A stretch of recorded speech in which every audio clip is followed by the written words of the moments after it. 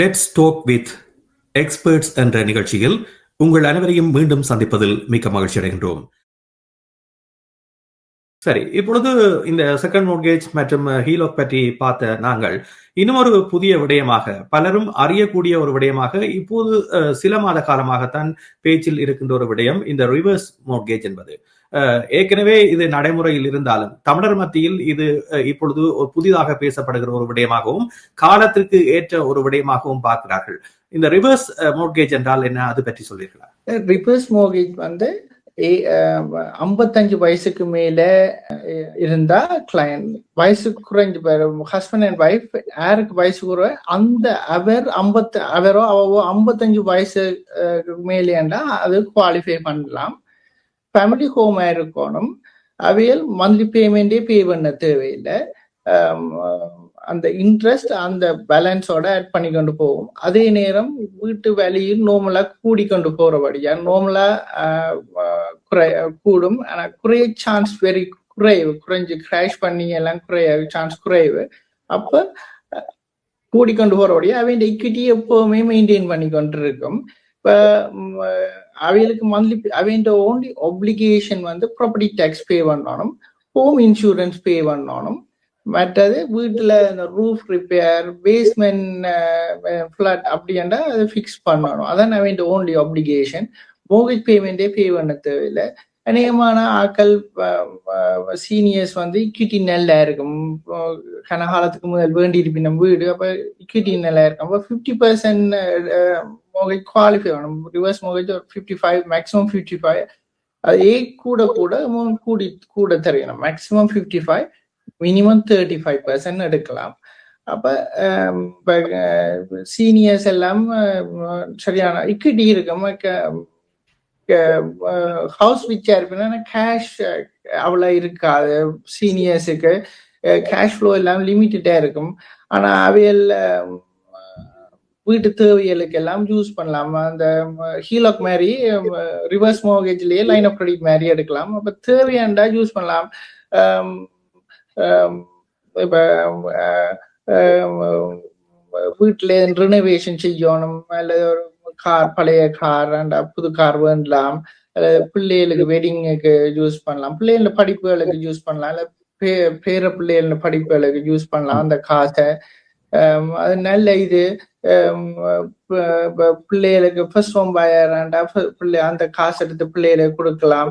அவையில் இருக்கையே பிள்ளைகள் வாழ்றத பார்க்கலாம், வீடு வேண்டி சந்தோஷமா இருக்கிற அவையில் இருக்கையே பார்க்கலாம். செத்தவரை கொடுக்க வேண்டிய அவசியம் இல்லை. அவன் இன்ஹெரிட்டன்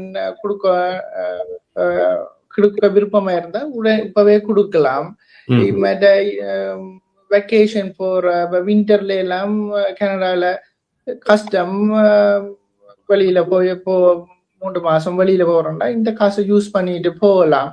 இவைகளுக்கு மந்த்லி பேமெண்டே இல்லை. 2வது ஆள் வெளியில போவேக்க, வீட்டை விட்டு வெளியில வைக்க, ஃபர்ஸ்ட் ஆள் செத்து அல்லது லாங் டேர்ம் கேருக்கு போனா பிரச்சனை இல்லை, ஸ்டில் அது வேலிட் ஆயிருக்கலாம். வீட்டு ரிவர்ஸ் மோர்கேஜ் வேலிட் ஆயிருக்கும், அவையல் வீட்டை இருக்கலாம். 2வது ஆள் வீட்டை விட்டு வெளியில போவேக்கதான் அந்த மோர்கேஜை பே பண்ணணும். பிள்ளைகளுக்கு தங்கட பேர்ல ரீஃபைனான்ஸ் பண்ணிட்டு பே பண்ணலாம், அல்லது வீட்டை வித்து போட்டு பே பண்ணலாம், அல்லது பிள்ளைகள்கிட்ட காசு இருந்தா பே பண்ணலாம். 2வது ஆள் லாங் டேர்ம் கேருக்கு போவேக்கியோ, அல்லது 2வது ஆள் இறந்து போவேக்கியோ, அல்ல 2வது ஆள் பிள்ளைகள வீட்டை போய் இப்ப அம்மாவோ அப்பாவோ தனி இருக்கலா, ஓகே பிள்ளைகள் ஓகே எங்களோட வந்துருங்கோன்னு சொன்னா அந்த நேரம் வீட்டை விட்டு வெளியில போவேக்கதான் இந்த மோர்கேஜ் பே பண்ணணும். இப்ப அந்த காசு எடுத்து பேஸ்மெண்ட் ரினோவேட் பண்ணி போட்டு ரெண்ட்டுக்கு கொடுக்கலாம். அப்ப அது அடிஷனல் கேஷ் ஃப்ளோவா இருக்கும். பட் ஃபர்ஸ்ட் ஆள் இப்ப லாங் டேர்ம் கேருக்கு போறாண்டா எக்ஸ்பென்சஸ் கூடவா இருக்கும். இப்ப வைஃப் சமாளிக்கல, பென்ஷன் இன்கம்ல லாங் டேர்ம் கேருக்கு எல்லாம் காசு கொடுக்கலாம். பிள்ளைகள் ஹெல்ப் பண்ணாட்டி இந்த காசை எடுத்து அவற்றை லாங் டேர்ம் கேருக்கு யூஸ் பண்ணலாம். ஹஸ்பண்ட லாங் டேர்ம் கேருக்கு யூஸ் பண்ணலாம். எவ்வளவு காலம் வரை இந்த மோட்கேஜ் கட்டாமல் இந்த ரிவர்ஸ் மோட்கேஜில் இருக்க முடியும்? எவ்வளவு 2வது ஆள் வீட்டை விட்டு வெளியில போகும் வர இதெல்லாம் 10 வருஷம், 15 வருஷம், 20 வருஷம், 30 வருஷம் இதெல்லாம். அந்த வீடு சில வேளையில கிட்டி குறைஞ்ச வீடு எடுத்துருவாங்களா, அப்படி ஒன்றுமே இல்லை. அதெல்லாம் ஒரு மித். அப்படி ஒரு இது இல்லை. பிள்ளைகளுக்கு ஒரு ஒப்ளிகேஷனும் இல்லை. இப்ப வீட்டு வேல்யூ மோகேஜை விட குறைஞ்சிட்டுதுன்னு சொன்னா அது பேங்க் ரிஸ்க் எடுக்கும். அது பிள்ளைகளுக்கு ஒரு ஒப்ளிகேஷனுமே இல்லை. வீடு வித்துட்டு மிச்ச காசு இருந்தா அது எஸ்டேட்டுக்கு போகும். பிள்ளைகள் அதை பிரிச்சு எடுக்கலாம்.